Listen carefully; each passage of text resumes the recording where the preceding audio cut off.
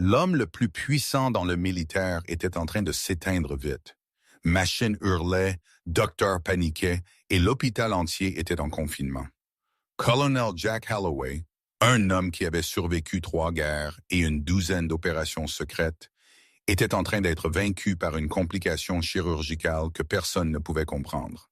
Le chef de la chirurgie, Dr. Gregory Pierce, se préparait à appeler l'heure du décès.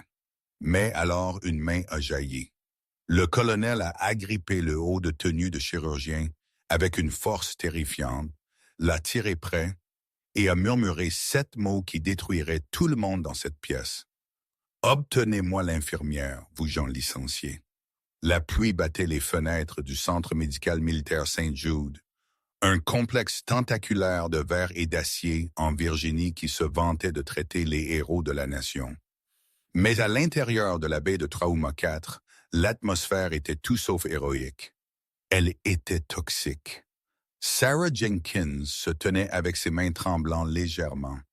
Non pas par peur, mais par l'adrénaline d'avoir juste sauvé une vie et la réalisation écrasante que cela allait lui coûter tout. Il y a 5 minutes, le soldat Miller, un gamin de 19 ans frais d'un accident d'entraînement, avait commencé à faire des crises. Sa gorge se fermait à cause d'une sévère réaction allergique au colorant de contraste utilisé dans son scanner. Le médecin traitant, Dr. Gregory Pierce, n'était pas dans la pièce. Il était en pause déjeuner VIP avec le conseil d'administration de l'hôpital, courtisant des donateurs pour une nouvelle aile. Son passage respiratoire est parti, infirmière Betty. La collègue de Sarah avait crié, ses yeux grands ouverts de panique. « Nous devons intuber, mais Pierce a le code d'accès pour l'armoire à médicaments. » C'était une règle bureaucratique ridicule mise en œuvre par le Dr. Pierce lui-même juste une semaine auparavant. Aucun médicament de l'annexe 2 ou paralysant ne devait être accédé sans l'empreinte digitale d'un médecin traitant. C'était censé réduire les coûts et prévenir le vol. Mais en ce moment, cela allait tuer le soldat Miller. Sarah n'a pas hésité. Elle a attrapé le chariot d'urgence. Sarah ne fait pas. Betty a averti. Pierce a dit qu'il renverrait la prochaine personne qui contournerait le verrou. « Il devient bleu, Betty. Je ne vais pas regarder un gamin mourir parce que Pierce mange du steak, » Sarah a claqué. Elle a attrapé le lourd marteau distinct rouge brise-vert et fracassé la serrure électronique sophistiquée sur l'armoire et a attrapé l'épinéphrine et le kit d'intubation. Avec une précision entraînée, elle a stabilisé le garçon, glissant habilement le tube au-delà de ses cordes vocales enflées, juste au moment où ses niveaux d'oxygène ont atteint la zone de danger. Au moment où les moniteurs ont bipé un rythme stable à nouveau, le soldat Miller était rose et respirait. Il était vivant. C'était quand les doubles portes se sont ouvertes en grand. Le Dr. Gregory Pierce est entré, essuyant des miettes de sa bouche, suivi par 2 administrateurs d'hôpital. Il s'est arrêté net quand il a vu le verre brisé sur l'armoire sécurisée. « Quoi ?» a dit Pierre, sa voix dangereusement basse. « Est le sens de ceci ?» « Le patient est entré en anaphylaxie, » a dit Sarah, sa voix stable, bien que son cœur battait fort. « Vous ne répondiez pas à votre appel, docteur.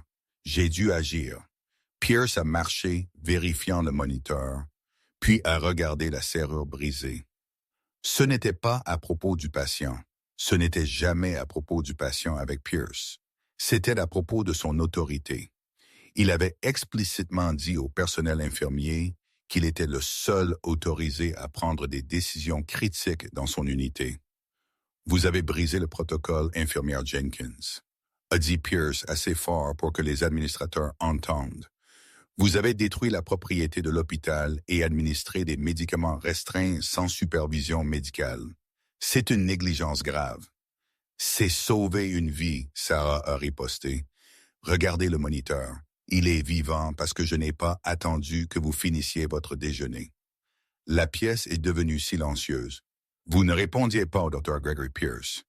Il était le garçon d'or du conseil. L'homme rapportant des millions en subventions.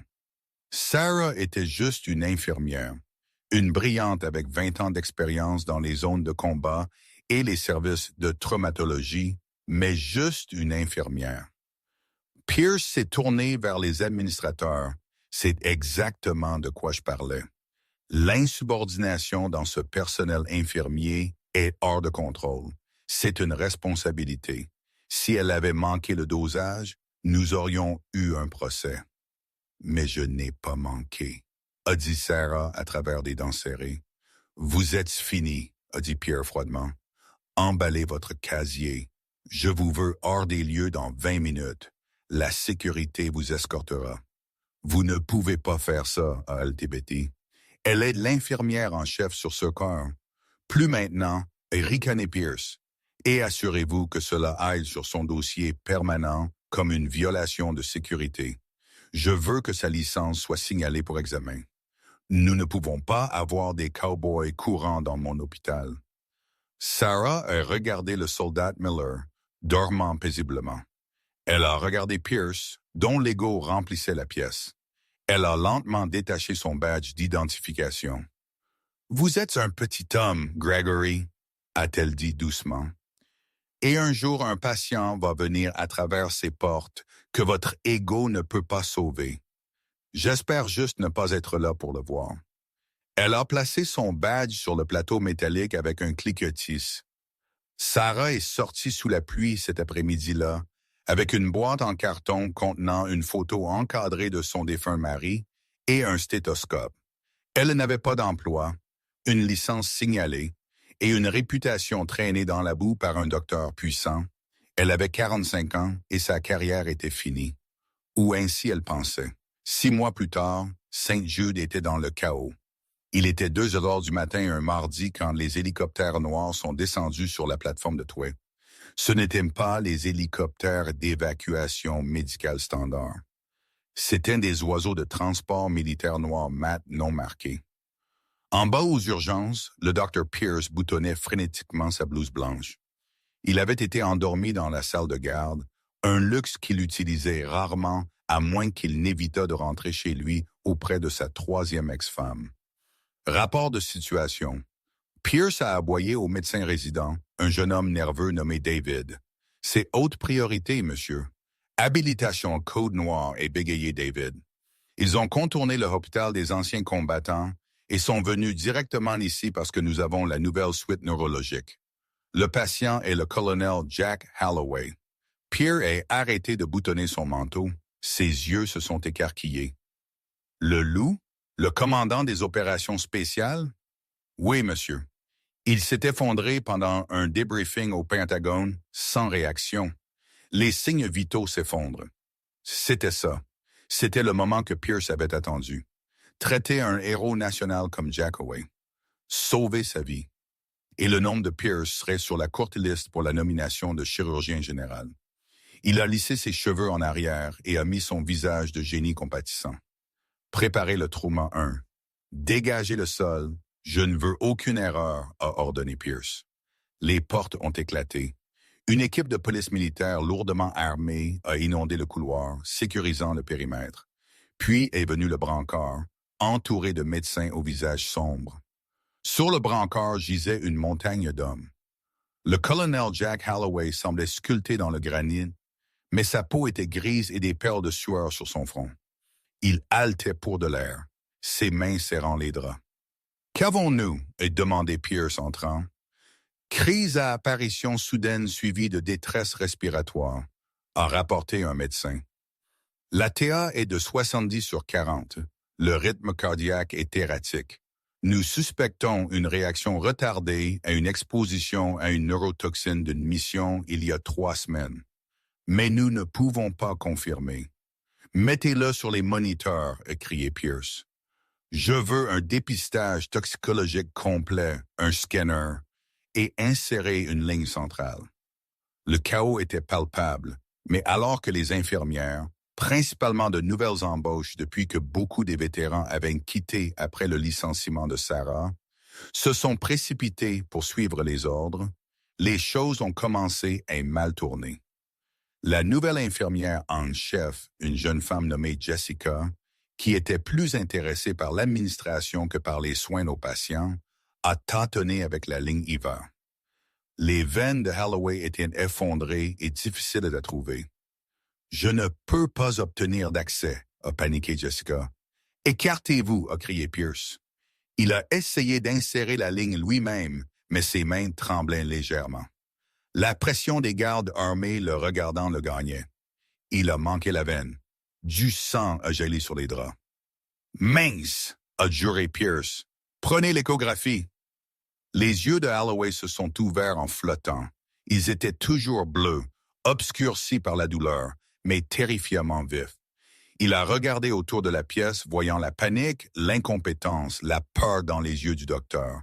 Il a vu Pierce crier à une infirmière, jetant un emballage par terre. Le moniteur a commencé à crier. « Vibre! Vibre! Chargez les palettes! Dégagez! » a crié Pierce. Le corps de Holloway a tressailli quand l'électricité l'a frappé. Le rythme n'est pas revenu de nouveau.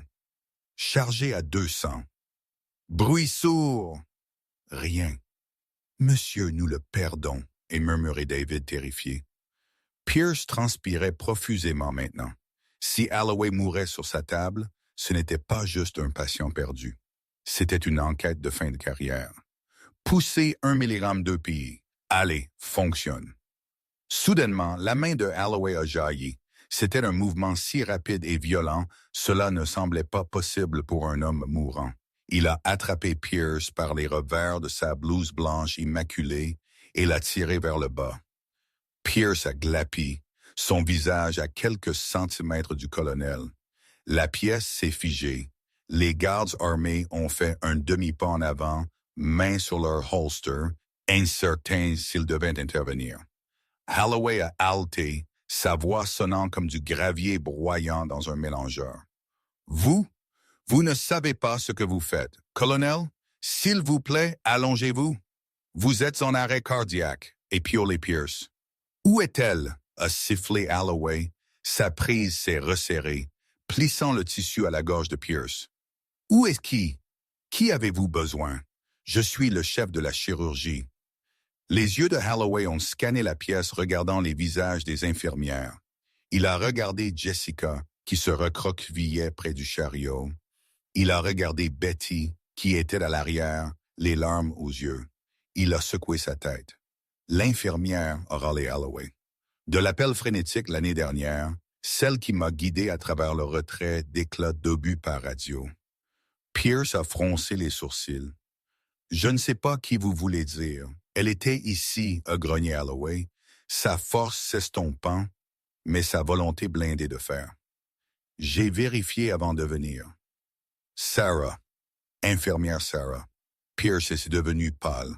La couleur a fui de son visage si vite qu'il ressemblait à un fantôme. Elle ne travaille plus ici, colonel. Pierce a menti, essayant de décoller les doigts du colonel. Elle était incompétente. Elle a été licenciée pour négligence. Les yeux de Holloway se sont rétrécis. La machine a bipé plus vite, un avertissement menaçant. « Vous mentez », Holloway a murmuré. « Je peux le voir.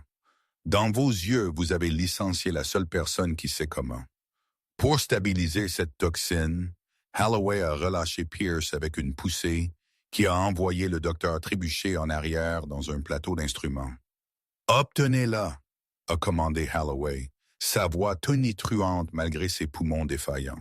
« Obtenez-moi l'infirmière que vous avez licenciée, ou je mourrai sur cette table et mes hommes démonteront cet hôpital brique par brique jusqu'à ce qu'ils découvrent pourquoi. » Il s'est affaissé en arrière, ses yeux roulant vers le haut, le moniteur se mettant à plat dans un ton solide et aigu. « Il est en arrêt de nouveau », a crié David.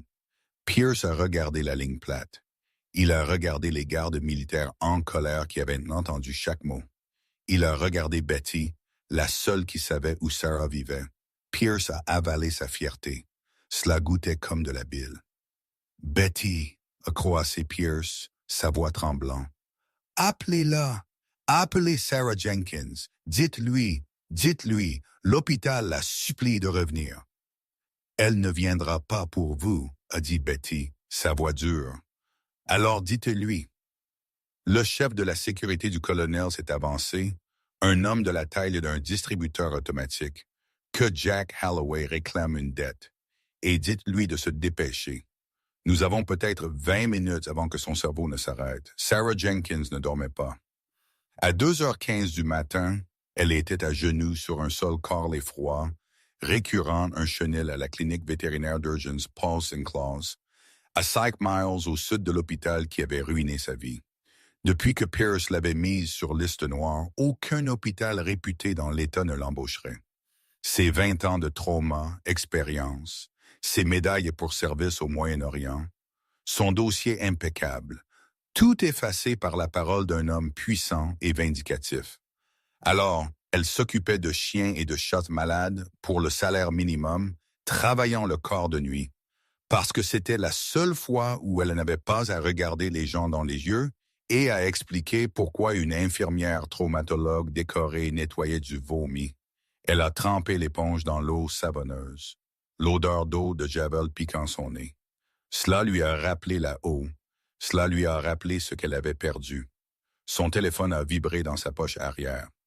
Elle l'a ignoré. Il a vibré encore et encore. Elle a essuyé ses mains sur son tablier et a vérifié l'écran. Betty. Sarah a froncé les sourcils.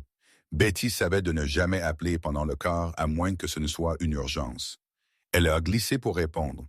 « Betty, tout va bien? Ce sont les enfants? » « Sarah, écoute-moi. » La voix de Betty était méconnaissable, aiguë, essoufflée et terrifiée. « Vous devez revenir maintenant. » Sarah a laissé échapper un rire amer, s'appuyant contre le mur de perpin. « Betty, vous savez que je ne peux pas. Pierce a menacé de me faire arrêter pour intrusion si je mettais même un pied sur le parking.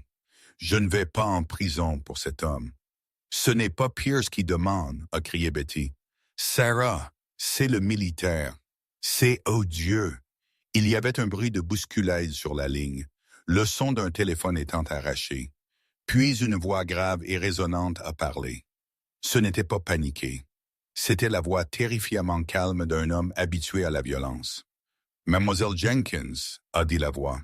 « C'est le sergent-major Vance, chef de la sécurité pour le colonel Jack Holloway. Nous sommes actuellement à votre porte d'entrée, mais votre voisin a dit que vous travailliez la nuit dans une clinique vétérinaire. Nous sommes en route vers vous maintenant. Heure d'arrivée estimée 2 minutes. » Le sang de Sarah s'est glacé. Colonel Holloway. Jack Holloway. Le nom a déclenché un souvenir qu'elle avait enterré profondément. Un canal radio crépitant de statique il y a 3 ans. Une voix dans son oreille guidant une escouade immobilisée à travers un triage de campagne pendant que des obus de mortier pleuvaient.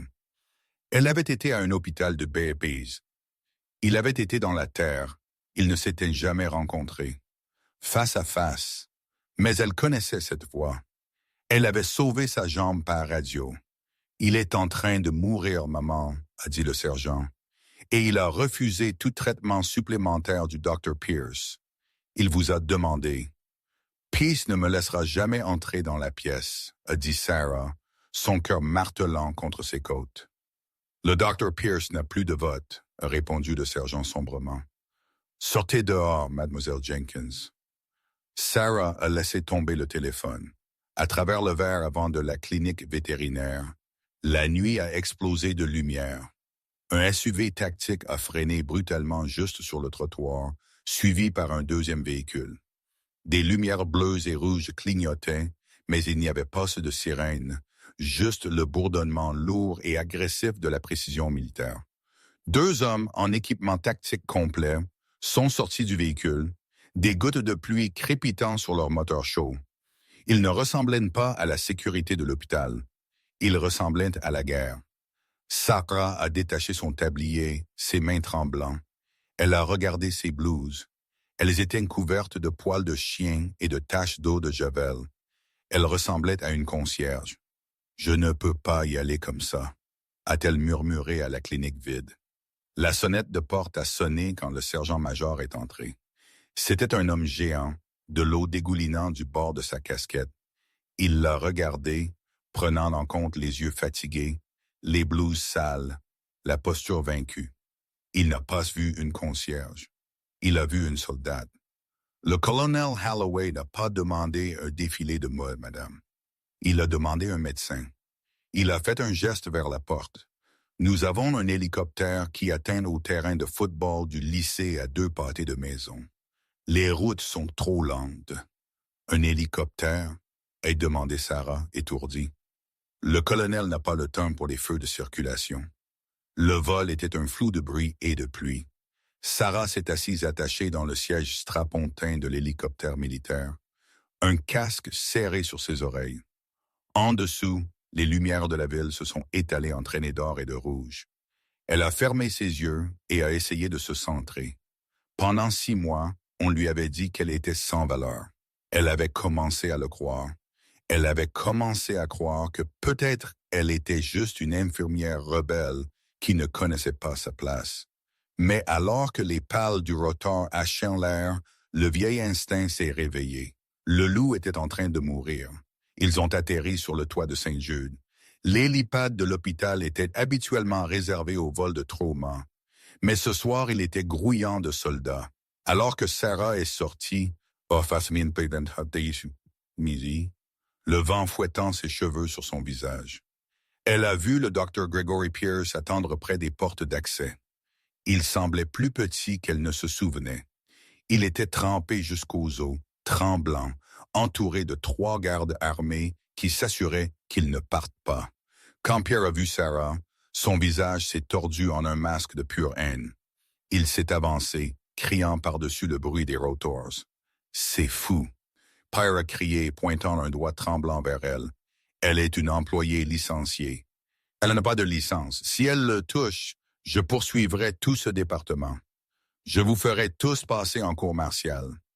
Le sergent-major s'est interposé entre Sarah et Pierce. Il n'a pas crié. Il a simplement placé une main sur son arme de poing. « Docteur, a dit le sergent, sa voix coupant à travers le vent, si vous parlez à l'atout de nouveau, je vous attacherai avec des serre-câbles à la rambarde de cet hélipad et vous laisserai sous la pluie. Comprenez-vous? » La bouche de Pierce s'est refermée d'un coup. Il a regardé Sarah pour la première fois. Il y avait de la peur dans ses yeux. Sarah est passée devant lui. Elle n'a pas dit un mot. Elle ne l'a pas regardé avec colère ou triomphe. Elle a regardé droit à travers lui, concentrée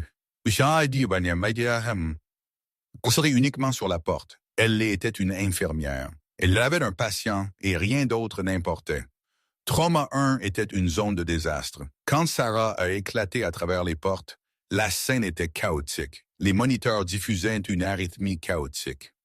Le sol était jonché d'emballages en plastique, de paquets de gaz ouverts et de seringues jetées. Le signe d'une équipe qui avait tout jeté contre un mur, espérant que quelque chose collerait.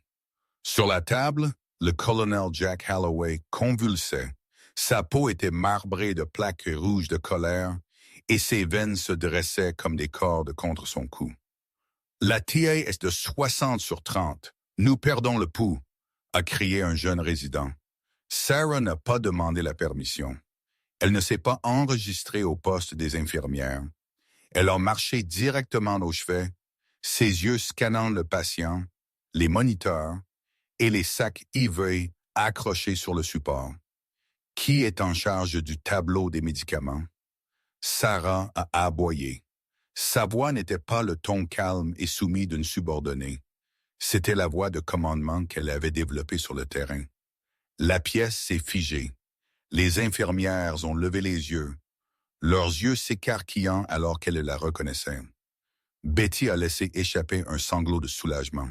« Sarah !» a crié Betty. « Dieu merci. Il est en choc anaphylactique, mais l'EPA ne fonctionne pas. Nous avons poussé 3 tours. » Sarah a attrapé le poignet de Holloway. Son pouls était filant, à peine là. Elle a tiré ses paupières en arrière. Pupille en tête d'épingle. « Ce n'est pas une anaphylaxie, » a dit Sarah sèchement. Elle a regardé l'éruption sur son cou. Ce n'était pas des urticaires. C'était du piqui, de minuscules vaisseaux sanguins brisés. Dr. Pierce a fait irruption dans la pièce derrière elle, flanquée du sergent. Elle ne sait pas de quoi elle parle. Il a été exposé à un agent neurotoxique à l'étranger.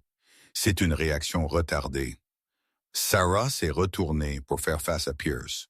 Quel agent neurotoxique, docteur? Classifié a bafouillé Pierce. Juste traiter les symptômes.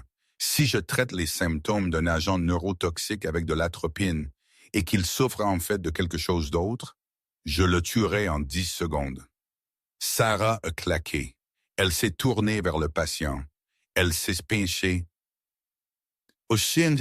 Penchée mettant son oreille près de la bouche de Holloway. Son haleine sentait faible, douce, comme des amandes. Non, comme du métal.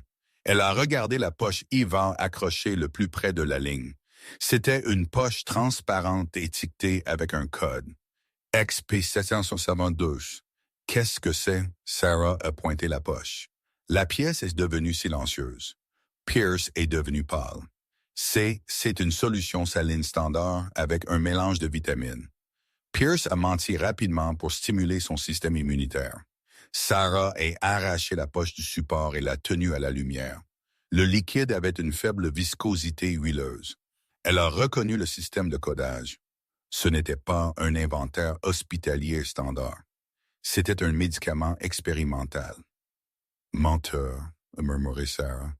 Puis elle a crié « Betty, chariot d'urgence, obtenez-moi la dentrine et une poussée de bicarbonate de sodium maintenant. » « Non !» a crié Pierce, s'élançant en avant. « Vous ne pouvez pas mélanger ça.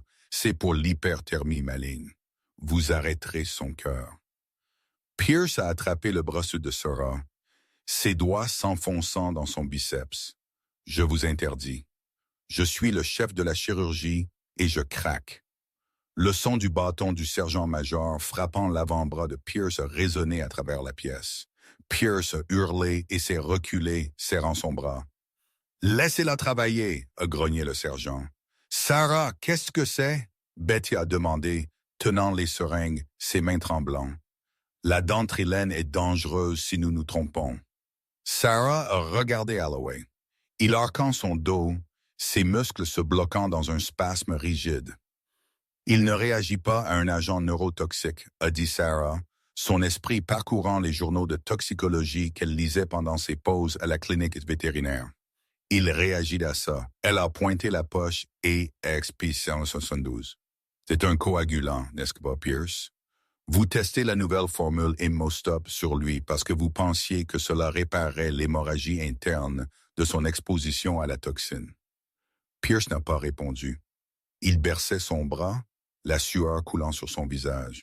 Son silence était une confession. Le coagulant réagit avec les nitrates résiduels dans son sang provenant des explosifs avec lesquels il travaille, a expliqué Sarah rapidement, travaillant pendant qu'elle parlait. Cela crée une boucle de rétroaction. Son sang se transforme en boue. Si nous n'alcalinisons pas son sang et ne relaxons pas les muscles, ses reins exploseront et son cœur s'arrêtera. « Faites-le, » a dit le sergent. Sarah n'a pas hésité. Elle a plongé le bicarbonate de sodium dans la ligne centrale, suivi immédiatement par la dentrine. « Maintenez-le, » a-t-elle ordonné. Les soldats se sont précipités vers la table, immobilisant les membres agités du colonel. Le moniteur a émis un long bourdonnement terrifiant. « Bip! Asystolie! » a crié le résident. « Il a fait une ligne plate. »« Ne le touchez pas, » a ordonné Sarah, sa main sur l'artère corrodée de Holloway. « Attendez-le! »« Il est mort !» a crié Pice du coin, un regard tordu de vindication sur son visage. « Elle l'a tué, je vous l'ai dit. Arrêtez-le. Et attendez, » a commandé Sarah, sa voix coupant à travers la panique. Elle a fixé le moniteur. « Allez, Jack, allez !» 10 secondes sont passées. Une éternité. Les soldats ont regardé Sarah avec une horreur naissante. Betty a mis sa main sur sa bouche. Puis, boum, boum, une ligne verte dentelée a traversé l'écran. Boum, boum, boum, boum, le rythme s'est stabilisé. L'éruption rouge de colère sur le cou de Holloway a commencé à s'estomper sous leurs yeux alors que l'antidote neutralisait la réaction chimique. La poitrine de Holloway a haleté. Une profonde, haletante inspiration d'air.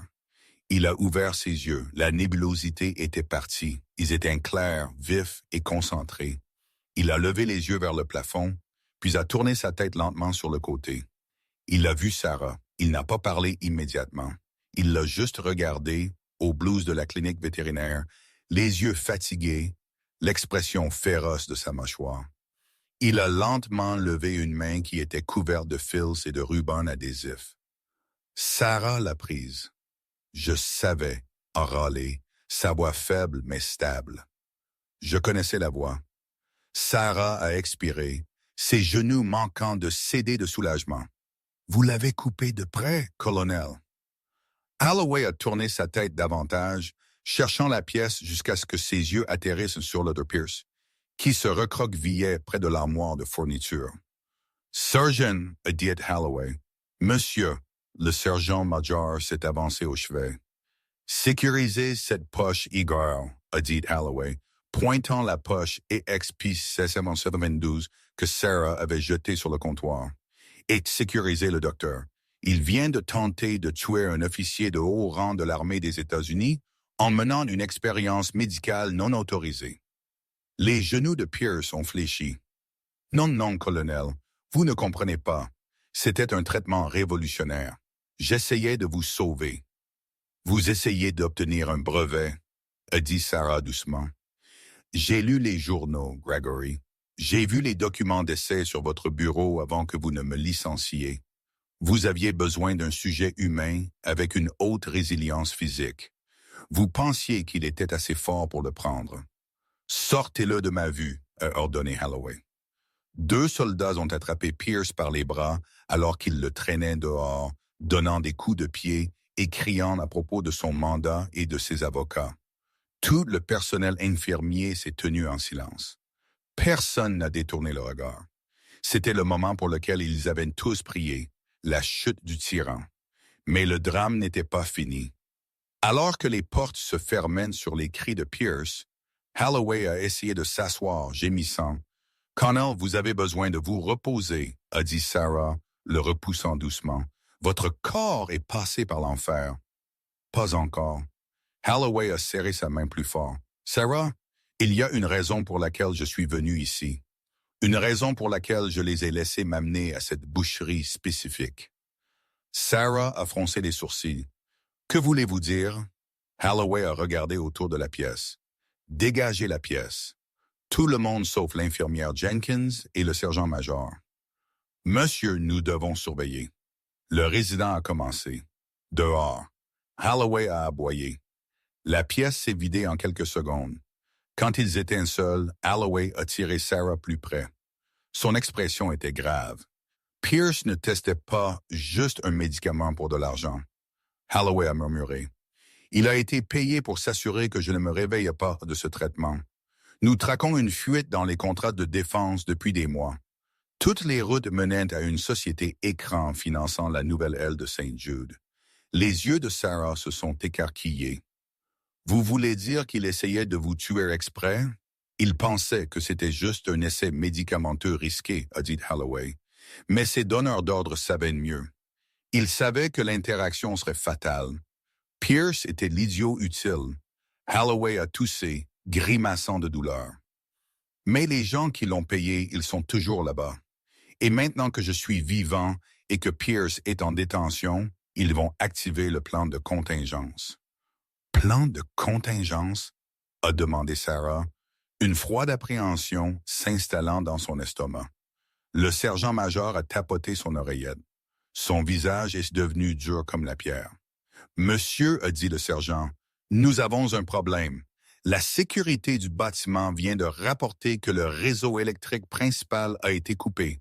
Nous sommes sur des générateurs de secours. » Et Holloway a demandé, et le sergent a sorti son arme, vérifiant la chambre. Toutes les serrures électroniques de l'unité psychiatrique et des niveaux de quarantaine du sous-sol se sont juste désengagées.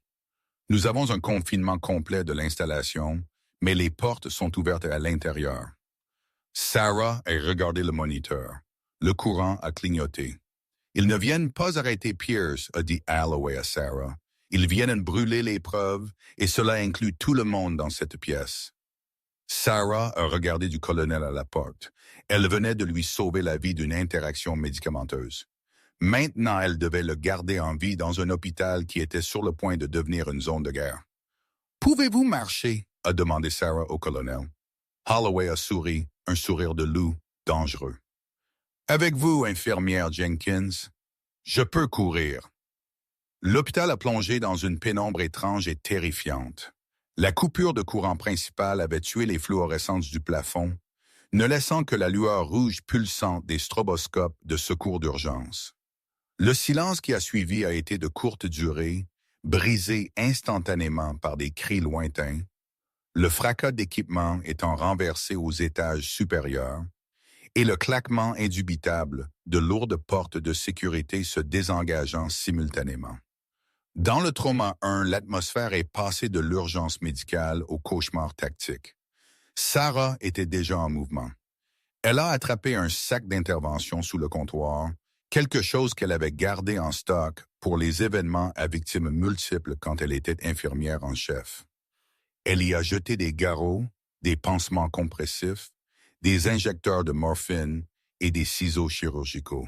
« S'il coupe le courant, » a dit Sarah, sa voix tendue, « il coupe aussi la ventilation. Il va faire chaud rapidement. » Holloway s'est assis sur le bord du lit, arrachant les tampons écagés de sa poitrine avec des mouvements saccadés et frustrés. Il était toujours pâle, la sueur lissant ses cheveux grisonnants en arrière, mais les tremblements s'étaient arrêtés. Il a regardé ses mains, les ouvrant et les fermant, testant sa prise. Le sergent-major Vance s'est déplacé vers la porte, l'entr'ouvrant d'un pouce pour inspecter le couloir. Il a sorti une arme secondaire, un pistolet compact de 9 mm d'un holster de cheville et l'a tendu à Holloway sans regarder en arrière. « Monsieur Etta ?» a demandé Vance. Holloway a pris l'arme, vérifiant la chambre avec un claquement métallique qui a sonné excessivement fort dans la pièce tendue. Opérant à 40%, Sergent-Major, assez pour être une nuisance. Votre point, Sarah, vous êtes au milieu. Restez bas. Restez silencieuse. Sarah a ressenti un étrange frisson. Il ne l'a pas appelée infirmière ou Mademoiselle Jenkins. Il l'a appelée Sarah et il l'a mise dans la formation. Elle n'était pas un bagage. Elle faisait partie de l'unité. Ils se sont déplacés dans le couloir. C'était une scène d'enfer. Les lumières rouges clignotantes ont fait que le mouvement semblait saccadé et stroboscopique. En bas du couloir, un brancard gisait renversé. Des papiers volaient partout. « Où allons-nous » a murmuré Sarah. « Le toit n'est pas possible » a dit Vance doucement, serrant le mur, son arme levée. « S'ils contrôlent le périmètre, ils auront des snipers couvrant l'hélipad. Nous avons besoin du sous... » Les tunnels de vapeur mènent au réseau de la ville. C'est notre seule issue, inaperçue. Ils ont atteint le poste central des infirmières. Il était abandonné. Ordinateur sombre. Soudainement, une forme a jailli des ombres de la zone d'attente. C'était un homme massif, portant une blouse d'hôpital déchirée. Il beuglait incohérément, ses yeux sauvages. Un des patients libérés de l'aile psychiatrique de haute sécurité. Il tenait un pied de perfusion brisé comme une lance. Il a vu Sarah en premier et a chargé, balançant la perche métallique avec une force létale. « À terre !» a aboyé Holloway. Sarah est tombée à une accroupie instantanément. La perche a sifflé dans l'air où sa tête avait été une seconde auparavant. Avant que l'homme ne puisse balancer de nouveau, Holloway s'est déplacé. Malgré sa faiblesse, malgré avoir fait une ligne plate il y a 10 minutes, le colonel est entré dans la garde de l'homme. C'était fini en 2 secondes. Un coup brutal et efficace au plexus solaire, suivi d'un balayage des jambes. Le patient géant a frappé le sol avec un bruit sourd à couper le souffle et a gémi. Holloway s'est appuyé contre le mur, essoufflé, serrant sa poitrine.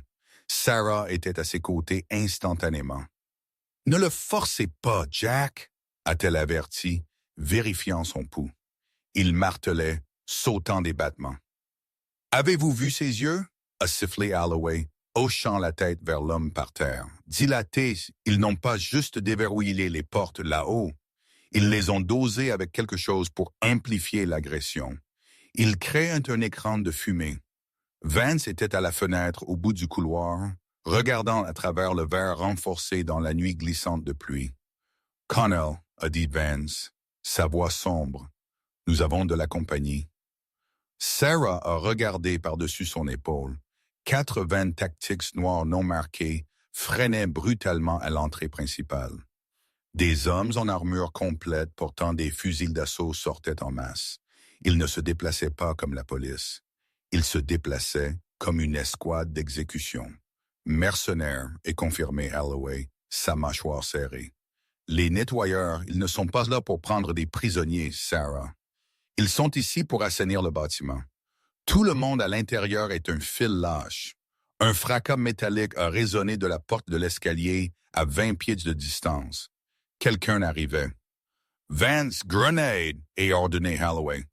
Vance a sorti une grenade flashbang de son gilet, standard pour le détail de Holloway, et l'a lancée vers la porte de l'escalier juste au moment où elle s'est ouverte en éclats. 3 figures en équipement tactique noir sont passées. Bang! Le flash blanc aveuglant et la commotion assourdissante de la grenade ont rempli le couloir étroit. Les 3 mercenaires ont chancelé en arrière, aveuglés, les mains volant à leur casque. « Bougez! Allez! Allez! » et rugit Holloway, poussant Sarah vers la porte d'escalier opposée, celle menant vers le bas. Ils ont éclaté dans l'escalier, la lourde porte coupe-feu claquant derrière eux, étouffant les cris et l'éruption immédiate de tirs automatiques qui a rongé le cadre de porte qu'ils venaient de traverser. « Descendez aussi vite que vous pouvez !» a crié Vance, prenant l'arrière, son arme pointée vers le haut des escaliers. Ils sont descendus dans les entrailles de l'hôpital. L'air est devenu plus froid, humide, sentant le moisi et les nettoyants industriels agressifs. Les lumières d'urgence ici étaient moins nombreuses, laissant de longues étendues de noir absolu. Les blouses de la clinique vétérinaire de Sarah étaient trempées de sueur. Son souffle brûlait dans ses poumons. Elle pouvait entendre derrière elle sa respiration rauque, un râle humide se développant dans sa poitrine. L'antidote l'avait sauvée du poison immédiat, mais la tension du combat déchirait son système compromis. Ils ont aussi atteint le niveau du sous-sol. La morgue, les services de blanchisserie et l'entrée des tunnels de vapeur de la ville. C'était un labyrinthe de tuyaux, de générateurs ronronnants et d'étagères métalliques imposantes remplies de fournitures. « Tiens », a murmuré Holloway, levant un poing. Ils se sont arrêtés dans l'ombre d'une immense chaudière industrielle. Le silence ici était lourd, brisé seulement par le goutte-à-goutte de l'eau et le vrombissement lointain des générateurs de secours. Puis ils l'ont entendu, un gémissement. Il venait de derrière une pile de chariots à linge. Vance s'est déplacé silencieusement, arme prête. Il a contourné les chariots. Recroquevillé en boule sur le sol en béton sale, trempé et tremblant violemment, se trouvait le Dr. Gregory Pierce. Il a levé les yeux quand Vance s'est approché, ses yeux écarquillés de terreur dans la lumière rouge d'urgence. Son costume coûteux était déchiré, son visage maculé de crasse. Quand les lumières s'étaient éteintes et que les gardes étaient distraits par le chaos initial, il avait fui, se cachant comme un rat dans le trou le plus profond qu'il pouvait trouver. Ne tirez pas. Ne tirez pas. Pierce a bafouillé, levant ses mains. Silence, et sifflé Vance. Pierce s'est levé en catastrophe, et puis il a vu Holloway et Sarah. Sa peur s'est instantanément coagulée en une rage maniaque désespérée. Il a pointé un doigt tremblant vers Sarah. « Vous !» a hurlé Pierre, sa voix résonnant dangereusement dans l'espace en béton. « C'est votre faute. Vous avez tout ruiné. J'allais être chirurgien général. Si vous étiez juste resté licencié, rien de tout cela ne serait arrivé. »« Taille-toi, Gregory, » a dit Sarah, sa voix de fer froid. « Il y a des escouades de tueurs à l'étage à cause de votre cupidité. Vous avez vendu un patriote pour un paiement. Ils étaient juste censés faire en sorte que cela ressemble à des causes naturelles. » Pierce a argumenté hystériquement, s'avançant vers elle. Il a attrapé une lourde clé à tuyaux en laiton posée sur une étagère à proximité. « Vous pensez que vous êtes un héros? Vous n'êtes rien. une infirmière finie qui ne connaît pas sa place. Il a levé la clé, ses yeux frénétiques. Holloway s'est placé devant Sarah, levant sa propre arme fermement. « Lâchez-le, docteur », a averti Holloway. « Je ne demanderai pas 2 fois. » Avant que Pierce ne puisse décider de balancer ou de le laisser tomber, la lourde porte métallique à l'extrémité de la chaufferie a explosé vers l'intérieur avec une force explosive. Des débris ont plu. 4 mercenaires se sont déversés à travers la brèche, leur lumière d'armes coupant à travers l'obscurité comme des lasers. Ils ont vu le groupe instantanément. « Contact frontal !» a crié un des mercenaires. Vance n'a pas hésité. Il a ouvert le feu, fournissant une couverture. « Mettez-vous à couvert. » Holloway a attrapé Sarah et l'a jetée derrière la base épaisse en béton de la chaudière, juste au moment où l'air s'est rempli de claquements supersoniques de tirs de fusil. Des balles ont étincelé sur la machinerie métallique, gémissant avec colère, alors qu'elle ricochait. Pierce ne s'est pas mis à couvert. Dans sa panique, son cerveau a cassé. Il a vu les hommes en équipement noir et a pensé qu'ils étaient son salut. Les gens que ses donneurs d'ordre avaient envoyés. « Attendez, attendez !» a crié Pierce, laissant tomber la clé et courant vers les mercenaires, agitant ses bras. « Je suis le Dr. Pierce. Je suis l'atout. Je suis de votre côté. Je peux vous aider à les trouver. » Le mercenaire en chef n'a même pas ralenti. Il a levé son fusil. « Pas de fils lâche », a dit le mercenaire calmement. Une rafale de 3 coups a atteint Pierce à la poitrine. Il a regardé en bas, stupéfait, alors que des floraisons rouges apparaissaient sur sa chemise blanche ruinée. Il s'est effondré sur le béton mouillé sans un bruit, son ambition finalement éteinte par la réalité du monde dans lequel il avait essayé de jouer. « Vance !» a crié Holloway. Vance tirait toujours, retenant les mercenaires au point d'étranglement de la porte, mais il a soudainement grogné et s'est retourné. Un coup chanceux l'avait atteint haut dans l'épaule, le faisant tourner. Il est tombé sur un genou, du sang coulant sur son gilet tactique. « Homme à terre !» a crié Sarah. « Oubliez les mercenaires! Oubliez la peur! » Sarah Jenkins était une infirmière traumatologue et elle avait un patient saignant à mort dans une zone de tir. Elle a jailli de derrière la chaudière, restant basse, sprintant sur 10 pieds de terrain découvert alors que les balles rongeaient le sol autour de ses pieds. Elle a glissé à côté de Vance derrière un établi métallique. « Tir de suppression », a rugi Holloway. Malgré sa condition, il s'est penché de derrière la chaudière et a déchaîné un rythme de tir constant avec son pistolet, forçant les mercenaires à se replier derrière l'embrasure de porte. Sarah a déchiré le gilet de Vance. La blessure était laide de part en part du muscle deltoïde, saignement artériel. « Je vous ai, sergent-major », a dit Sarah, ses mains bougeant avec une vitesse éclair entraînée. Elle a arraché un torricette de son sac. « Cela va faire mal. » Elle a serré le garrot fort haut sur son bras. Vance a gémi à travers des dents serrées, son visage gris. « Allez chercher le colonel » a haleté Vance. « Je les retiendrai. »« Taille-toi, Vance » a dit Sarah, emballant la blessure avec des mèches hémostatiques. « Personne ne meurt pendant mon corps aujourd'hui. »« Pas vous. Pas lui. » Holloway a rechargé, ses mouvements ralentissant. Il fonctionnait sur des vapeurs. Il a regardé à travers l'espace Sarah, agenouillée sur Vance dans une mer de sang et d'eau, travaillant férocement pour sauver une vie tandis que la mort martelait les murs. Il avait vu de la bravoure en guerre. Il avait vu des récipiendaires de la médaille d'honneur en action. Mais il n'avait jamais rien vu de tel que le courage féroce et tenace de l'infirmière qu'ils avaient licenciée. « Sarah !» a crié Holloway par-dessus les tirs. « Nous ne pouvons pas tenir ici. Ils apportent des grenades. » Sarah a fini de sécuriser le pansement compressif. Elle a hissé Vance sur ses pieds, drapant son bon bras sur son épaule. Elle était la moitié de sa taille, mais l'adrénaline lui a donné une force hystérique. « Les tunnels !» Sarah a crié en retour, 50 yards en arrière derrière le générateur. « Bougez, colonel, bougez !» Ils se sont retirés plus profondément dans les ombres. Sarah portant pratiquement le géant sergent Major Holloway, couvrant leur arrière, tirant jusqu'à ce que sa glissière se soit bloquée vide. Ils ont plongé dans l'obscurité de l'entrée du tunnel de vapeur, juste au moment où une grenade est tombée dans la chaufferie derrière eux. L'explosion a été assourdissante, scellant l'entrée avec un effondrement de gravats et de métal tordu. Ils étaient vivants.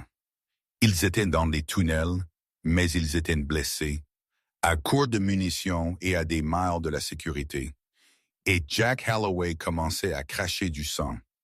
Les tunnels de vapeur étaient un cauchemar suffocant de tuyaux dégoulinants, de rats grouillants et de chaleur oppressive. Sarah Jenkins, cependant, n'avait pas le luxe de la peur. Elle portait essentiellement 2 hommes. Le sergent-major Vance trébuchait, son visage pâle comme un fantôme à cause de la perte de sang, son bras lourd drapé sur l'épaule gauche de Sarah. Sur sa droite, le colonel Jack Holloway avançait par pure volonté, sa respiration sonnant comme un soufflet rouillé. Tous les quelques yards, il toussait, un son humide et rauque qui faisait remonter des éclats de sang. L'antidote avait arrêté la réaction chimique, mais les dommages à ses poumons causés par la toxine initiale et le stress de la fusillade le rattrapaient. « Laissez-moi » a sifflé Holloway, s'arrêtant contre un mur de béton couvert de graffitis. Il a glissé vers le bas, ses jambes refusant de le tenir plus longtemps. « Sarah, vous prenez Vance, atteignez la surface. Je tiendrai le tunnel. »« Ça n'arrivera pas, » a dit Sarah à travers des dents serrées. Elle a fait briller sa petite lampe stylo dans ses yeux. Il se vitrait. « Nous bougeons ensemble ou nous ne bougeons pas. C'est un ordre, infirmière, » a murmuré Holloway, sa voix tremblant. « Je ne travaille pas pour le militaire et je ne travaille plus pour cet hôpital, » a claqué Sarah, attrapant son gilet tactique et le hissant droit avec un grognement d'effort. « Je suis actuellement au chômage, donc vous pouvez garder vos ordres, colonel. Maintenant, marchez. » Holloway l'a regardé. Dans la faible lumière de la lampe stylo, il a vu une femme qui avait tout perdu, sa carrière, sa réputation, ses moyens de subsistance, se battant pour lui avec une férocité qui faisait honte aux soldats qu'il commandait. « Pourquoi ?» a demandé Holloway, sa voix douce après ce qu'ils vous ont fait. « Pourquoi me sauvez-vous » Sarah a ajusté sa prise sur Vance, ses épaules criant de douleur. « Parce que je suis une infirmière, Jack. C'est qui je suis. Peu importe si je suis dans une suite chirurgicale ou un égout. Je sauve des vies, c'est le travail. » Ils ont avancé péniblement pendant ce qui a semblé des heures. Finalement, le tunnel a commencé à monter en pente. Une échelle en fer rouillé menait à un lourd couvercle de trous d'hommes au-dessus. De l'eau froide gouttait à travers les trous. Pluie. Vance. Sarah a secoué le grand homme. « Nous sommes ici. Pouvez-vous grimper? » Vance a hoché la tête groggy. « Je peux le faire. » Il est allé le premier, poussant le lourd couvercle de fer de côté avec un gémissement d'effort. Il est sorti en grimpant, armes levées, scannant la zone. « Dégagé » a-t-il murmuré en bas. Sarah a aidé Holloway à monter l'échelle, le poussant par en dessous avant de se hisser elle-même sous la pluie battante. Ils ont émergé dans une ruelle à 3 pâtés de maisons de l'hôpital. Les sons de sirènes hurlaient au loin entourant Saint Jude, mais la ruelle était silencieuse. Trop silencieuse. « Nous avons besoin d'un téléphone, » a dit Sarah, essuyant la pluie de ses yeux. « Nous devons appeler la police. »« Pas de police, » a toussé Holloway, s'appuyant lourdement contre une benne à ordures. « Les gens qui ont payé Pierce possèdent le commissaire de police.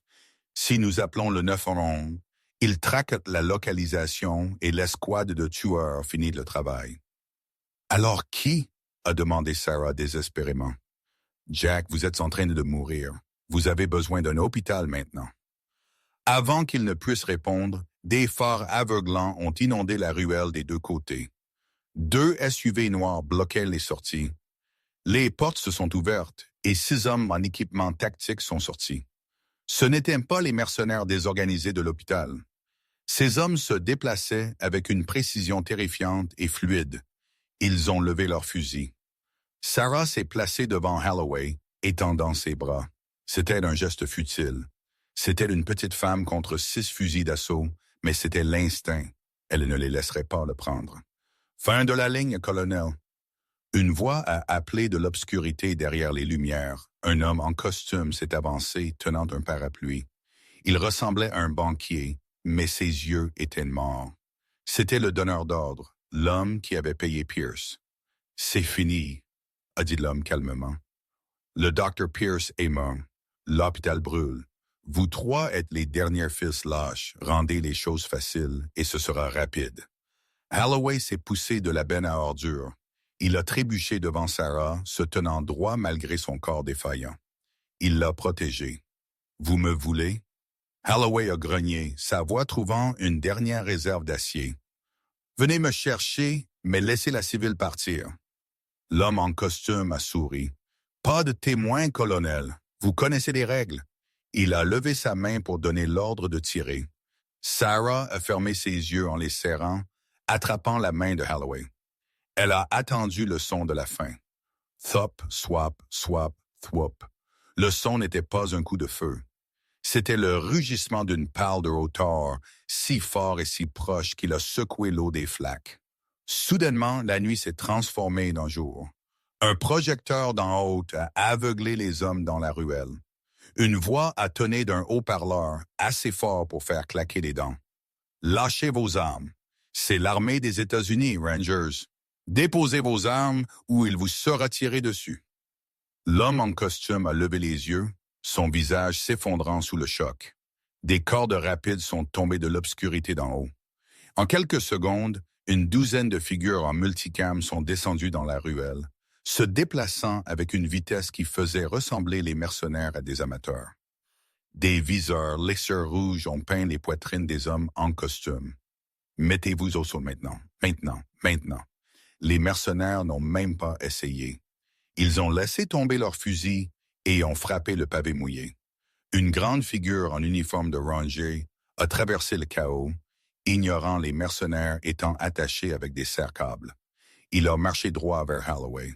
Il a salué vif et net. « Le général Sterling vous envoie ses salutations, colonel », a dit le capitaine Ranger. « Nous avons capté votre balise de détresse il y a 10 minutes. Désolé pour le retard. Le temps est une salope. » Holloway a laissé échapper un souffle qu'il avait retenu pendant 1 heure. Il a regardé Sarah. Il a souri, un sourire authentique et chaleureux avant que ses yeux ne roulent en arrière et qu'il ne s'effondre dans les bras du capitaine. « Médecin !» a crié le capitaine. « Faites descendre l'oiseau ici.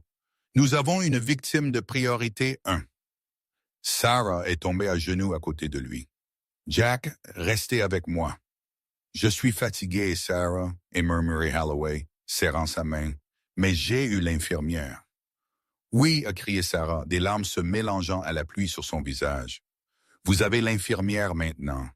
Laissez l'infirmière vous obtenir. » Elle a levé les yeux vers le médecin rangé, se précipitant vers eux. « Il a une coagulopathie chimiquement induite et une inhalation de fumée. Commencez l'O2 à haut débit et faites fonctionner 2 laves à large calibre à fond. Bougez. » Le médecin rangé a regardé cette femme en blouse sale couverte de poils de chien, aboyant des ordres à lui. Il a regardé la main du colonel, serrant la sienne. « Oui, maman » a crié le médecin.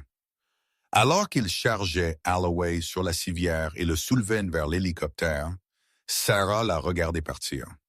Elle était épuisée, froide et sans emploi. Mais pour la première fois en 6 mois, elle s'est tenue droite. 3 mois plus tard, la grande salle de bal de l'hôtel Willard Intercontinental à Washington, D.C. était remplie de l'éclat des médailles et du flash des caméras. C'était un gala célébrant les héros de la médecine militaire. Généraux, sénateurs et le chirurgien général elle-même étaient présents. À la table d'honneur était assis le général Jack Holloway. Il semblait différent, plus mince peut-être, mais la pâleur grise était partie, remplacée par une vitalité saine et robuste. Il portait son uniforme de cérémonie bleu, sa poitrine lourde de rubans. À côté de lui était assis le sergent-major Vance, son bras en écharpe, mais l'air aussi intimidant que jamais. Mais le centre d'attention n'était pas les hauts gradés militaires. Debout au podium était le secrétaire de la Défense. Les événements au centre médical St. Jude ont exposé une corruption qui a rongé le cœur même de notre confiance. Le secrétaire a parlé dans le microphone. Des vies ont été perdues, mais beaucoup plus ont été sauvées grâce aux actions d'un seul individu, un individu qui avait été mis de côté par le système même qu'elle avait juré de protéger. Le secrétaire a regardé la première rangée. Mademoiselle Sarah Jenkins, s'il vous plaît, avancez. Sarah s'est levée. Elle ne portait pas de blouse. Elle portait une robe de soirée bleu profond qui correspondait à ses yeux. Elle a marché vers la scène, sa tête haute. Les applaudissements ont commencé lentement, puis se sont transformés en un rugissement. Elle avait été réintégrée avec tous les honneurs. Sa licence était dégagée. Le conseil d'administration de St. Jude avait été dissous et l'hôpital était maintenant sous une nouvelle direction. Direction choisie à la main par Holloway. Le secrétaire a épinglé une médaille à la robe de Sarah. Ce n'était pas une médaille militaire, mais le prix des honneurs citoyens, le plus haut honneur civil pour la bravoure face au danger. Sarah Jenkins, a dit le secrétaire, pour le courage au-delà de l'appel du devoir, pour avoir refusé de laisser un patient mourir quel que soit le coût pour vous-même. Sarah a pris le microphone. Ses mains n'ont pas tremblé. « Je ne l'ai pas faite pour une médaille, a-t-elle dit, sa voix claire. Je l'ai faite parce que chaque vie compte, que ce soit un soldat, un colonel ou un chien errant. Quand vous êtes une infirmière, vous ne pointez pas quand les choses deviennent difficiles. Votre combat, la pièce a éclaté de nouveau. Plus tard cette nuit-là, sur le balcon surplombant la ville, Jack Holloway l'a trouvé. Il lui a tendu un verre de champagne. « Vous avez donné un sacré discours, » a dit Jack, s'appuyant contre la rambarde. « J'ai appris des meilleurs, » Sarah a souri.